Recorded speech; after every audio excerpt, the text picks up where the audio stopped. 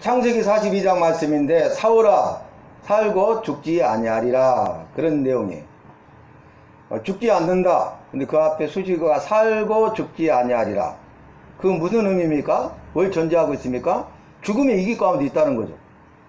죽음의 이기 가운데 있으니까 죽지 아니하리라 이렇게 말하는데, 그걸 더 강조하기 위해서 살고 죽지 아니하리라. 그 말은 지금 죽게 되었다 그 말이, 죽음의 이기 가운데 있다 그 말입니다. 그런데 살고 죽지 않는 방법이 있어요. 죽지 않는 방법이 뭐라고요? 사오라. 사오면 그리하면 살고 죽지 아니하리라. 반대로 사오지 못하면 살지 못하고 죽으리라 그 말이잖아요. 지금 살지 못하고 죽게 될 상황이에요. 그런데 이것을 살고 죽지 않는 상황으로 바꾸기 위해서는 사와야 된다는 것입니다. 그건 뭡니까? 사오라는 것은 뭘 전제하고 있어요? 뭔가 부족하다는 거잖아요. 자신들에게는 없다는 거잖아요. 그러니까 값을 지불하고 돈을 주고 자신들에게 필요한 것을, 자신들에게 부족한 것을 사오라는 거예요. 가져오라는 거예요. 여러분, 여기서 살고 죽지 않는 방법이 뭡니까? 그들이 그 필요를 채우지 못하기 때문에, 자신들에게 그것이 없기 때문에 살지 못하고 죽게 되었다는 거예요. 그러니까 반대로 그 필요를, 자신들에게 부족한 것을 채우면 살고 죽지 않는다는 거예요. 그런데 그 방법은 한 가지밖에 없어요. 사오는 거죠. 사오는 것은 다시 말씀드립니다. 값을 지불하는 거예요. 돈을 지불하는 거예요. 다른 말로 말하면 대가를 지불하는 것입니다. 자신들에게 필요한 것을, 부족한 것을 채우기 위해서 대가를 지불한다는 것은 희생하고 헌신하는 것이 필요하다. 내가 내게 있는 것을 희생하고 헌신하지 않고는 내게 필요한 것을, 내게 부족한 것을 채울 방법이 없다는 것을 말해.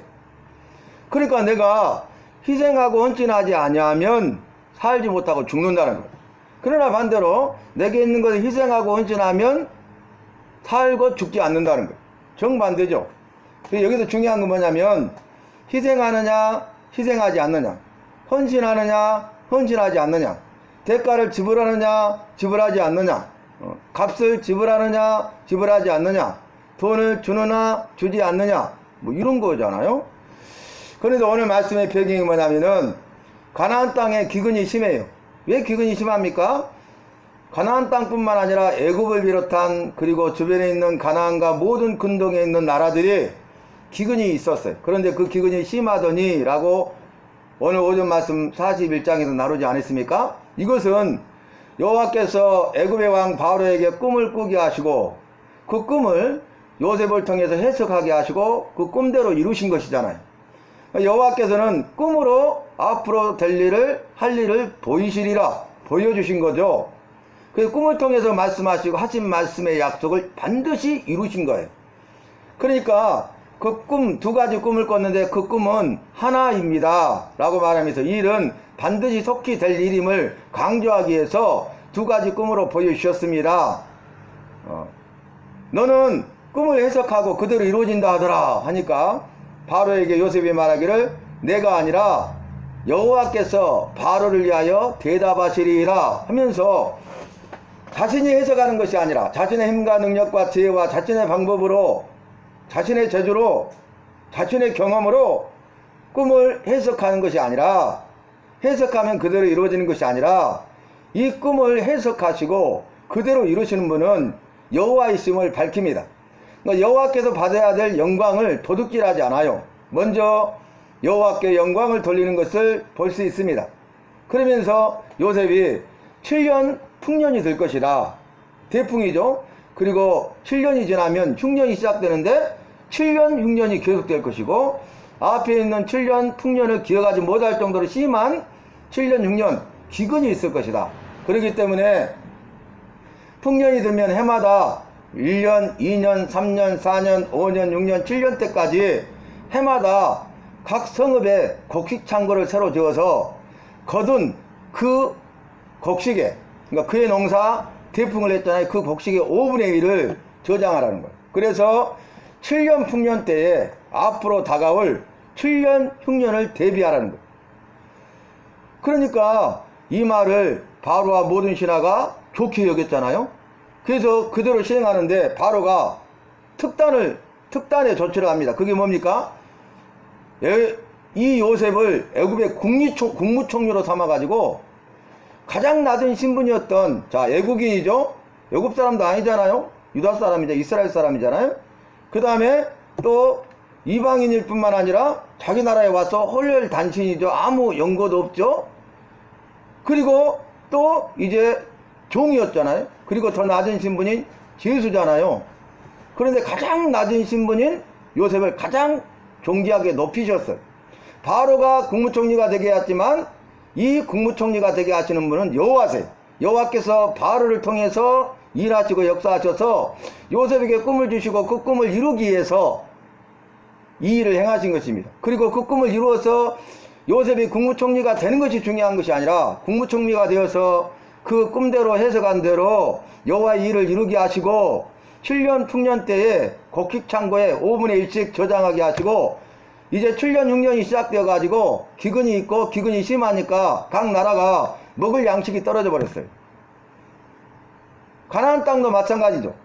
야곱과 그의 자녀들, 요셉의 아버지와 요셉의 형제들도 기근이 있고 기근이 심해서 곡식이 떨어지고 먹을 양식이 없어서 살지 못하고 죽게 된 거예요. 그러니까 오늘 야곱이 그의 아들들에게 너희는 어찌하여 서로 바라만 보고 있느냐? 애굽에 곡식이 있다고 하니 너희들이 가서 곡식을 사오라. 그리하면 우리가 다 살고 죽지 않을 것이다. 이렇게 말한 거예요. 이제 무슨 배경인지 아시겠죠?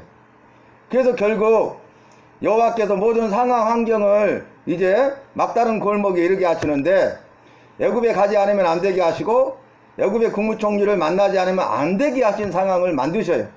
그래서 야곱과 그의 형제들에게 막다른 상황, 막다른 골목에 다다르게 하시고 이제 막혔잖아요. 더 이상 갈 곳이 없잖아요. 자신들이 할 수 있는 게 아무것도 없잖아요. 자신의 힘과 능력과 방법과 지혜를 통해서는 자신들에게 있는 것을 통해서는 그 문제를 해결할 수 없고 자기의 생명을 지킬 수가 없고 살지 못하고 죽는 일만 남아있잖아요. 그런데 살고 죽지 않는 방법이 딱 한 가지 있는데 그 유일한 한 가지가 오직 무엇입니까?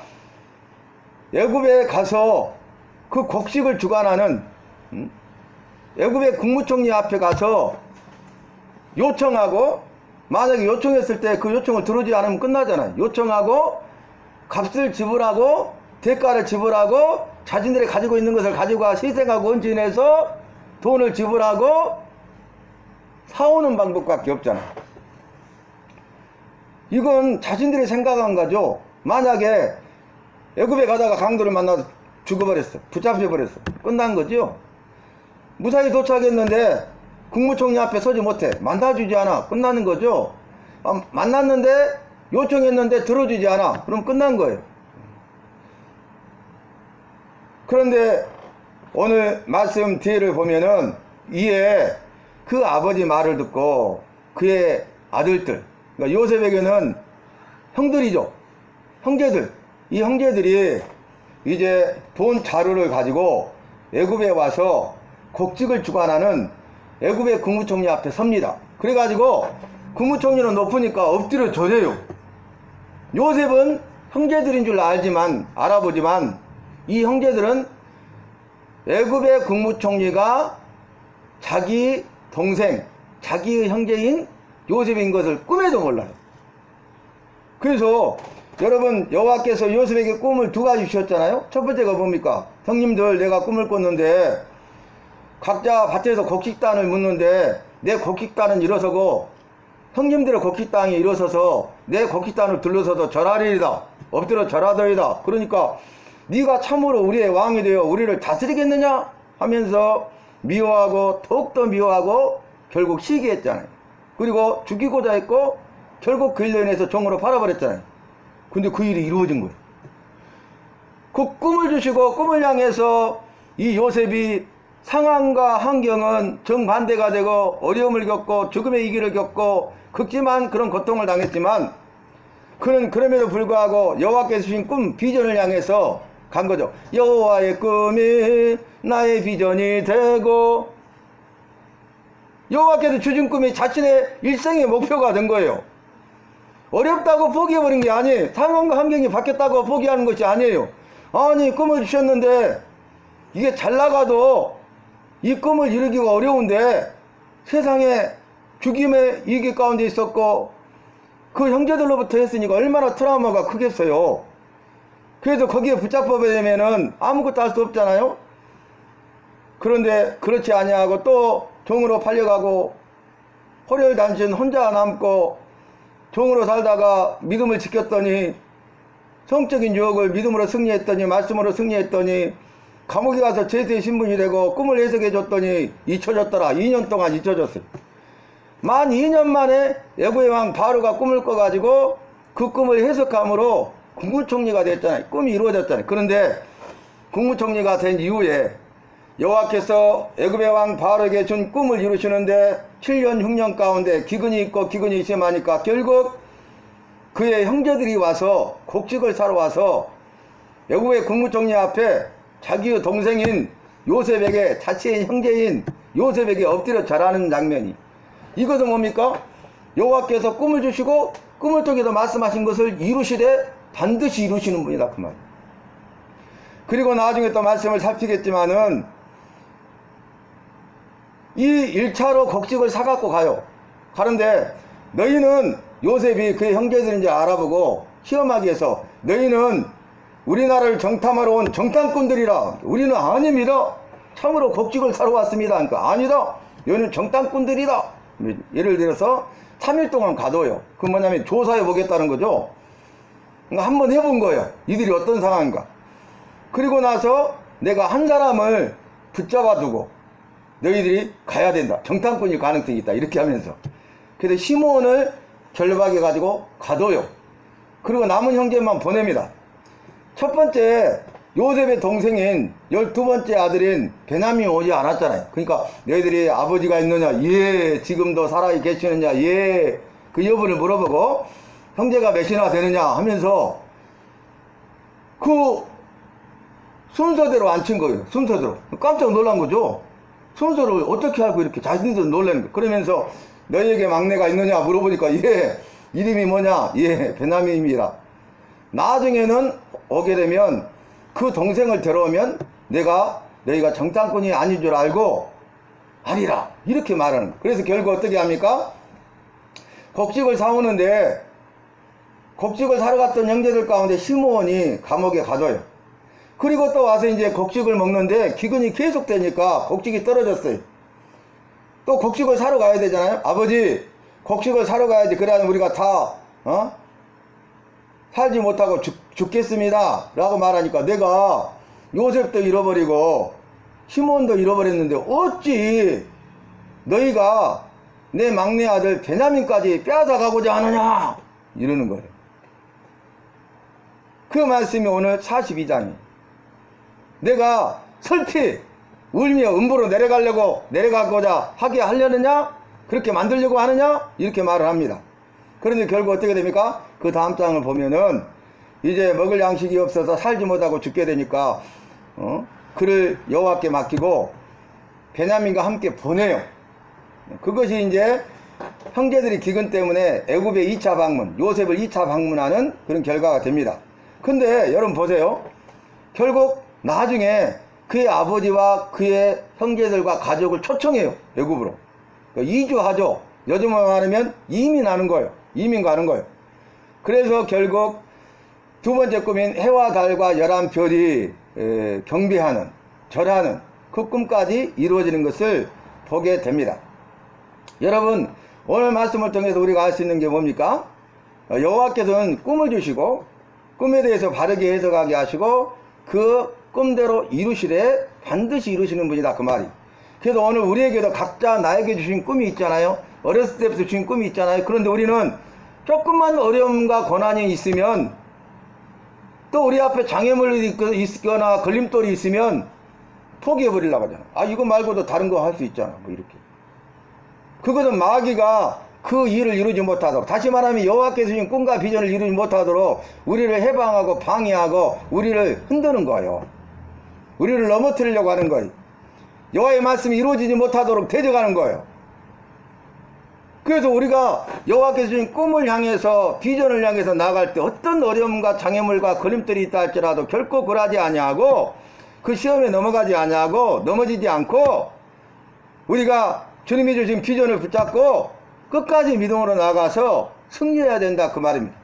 왜냐하면 상황을 바꾸시고 역전하시고 능력과 기적을 행하시는 분이 우리 여호와시고 내가 믿고 따르는 여호와시고 그분은 나의 아버지가 되시고 나에게 꿈을 주셨고 그 꿈을 이루시고 그 꿈을 통해서 영광을 받으시고 나에게 복을 주시기 위함이잖아요. 상을 주시기 위함이잖아요. 요셉이 포기해버렸다면 어떻게 되겠어요? 그런데 놀라운 것은 그 꿈을 이루게 하시고 그 일을 통해서 만민의 생명을 구원하여 살립니다. 그러니까 타국에 있는 다른 민족들이 다 애굽의 곡식을 사러 와서 7년 흉년을 이겨내잖아요. 그래서 그 사람들이 기근 때문에 죽지 않고 살게 하신 거예요. 그래서 형제들에게 이렇게 말하죠.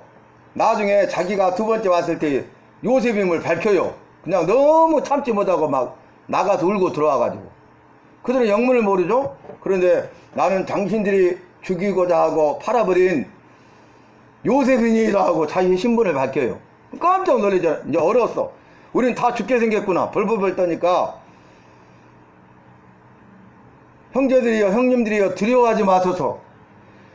형님들은 나를 해하려 하였으나 죽이려고 했으나 여호와께서는 당신들보다 나를 먼저 이곳에 보내사 만민들의 생명을 구원하려 하셨나이다. 위대한 신앙 고백을 하잖아요. 그래서 우리가 원하고 바라고 기도합니다. 그 복음성처럼 요셉은 여호와의 꿈이 자신의 비전이 되고 여호와의 예수님의 성품이 자신의 인격이 되고 성령님의 권능이 자신의 능력이 되는 그런 날마다의 삶 일생을 살았던 것 아닙니까? 그렇기 때문에 여호와께서 늘 요셉과 함께 하셨고 여호와의 은혜가 함께 하였고 요셉은 그 어려운 상황 가운데서도 코람되어 여호와 앞에서 신앙 고백으로 승리하고 구원의 역사에 동참하여 위대하게 쓰임받은 거예요.